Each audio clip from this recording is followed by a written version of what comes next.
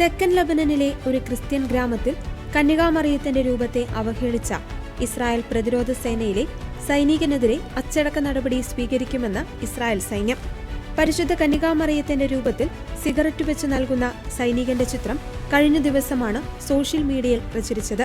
തെക്കൻ ലബനനിലെ ക്രിസ്ത്യൻ ഗ്രാമമായ ഡബലിലാണ് ഈ സംഭവം നടന്നത്. ഏതാനും ആഴ്ചകൾക്ക് മുൻപ് നടന്ന സംഭവത്തിന്റെ ചിത്രങ്ങൾ ബുധനാഴ്ചയാണ് പുറത്തുവന്നത്. സൈനികന്റെ പ്രവൃത്തി സൈന്യത്തിന്റെ മൂല്യങ്ങൾക്ക് നിരക്കാത്തതാണെന്നും സംഭവത്തെ അതീവ ഗൗരവത്തോടെയാണ് കാണുന്നതെന്നും IDF പ്രസ്താവനയിൽ പറഞ്ഞു. കുറ്റക്കാരനായ സൈനികനെ തിരിച്ചറിഞ്ഞതായും ഇയാൾക്കെതിരെ അന്വേഷണ റിപ്പോർട്ടിന്റെ അടിസ്ഥാനത്തിൽ കർശന നടപടി സ്വീകരിക്കുമെന്നും സൈന്യം വ്യക്തമാക്കി. കഴിഞ്ഞ മാസം ഇതേ ഗ്രാമത്തിൽ വെച്ച് യേശുക്രിസ്തുവിന്റെ രൂപം തകർത്ത സംഭവത്തിൽ 2 സൈനികരെ നേരത്തെ തന്നെ യുദ്ധമുഖത്തെ ചുമതലകളിൽ നിന്ന് നീക്കിയിരുന്നു.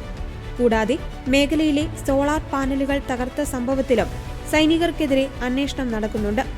എല്ലാ മതങ്ങളുടെയും വിശ്വാസങ്ങളെയും ആരാധനാലയങ്ങളെയും IDF മാനിക്കുന്നുവെന്നും സിവിൽ അടിസ്ഥാന സൗകര്യങ്ങളോ മതചിഹ്നങ്ങളോ തകർക്കുവാൻ സൈന്യത്തിന് ഉദ്ദേശമില്ലെന്നും ഇസ്രായേൽ അവകാശപ്പെട്ടു.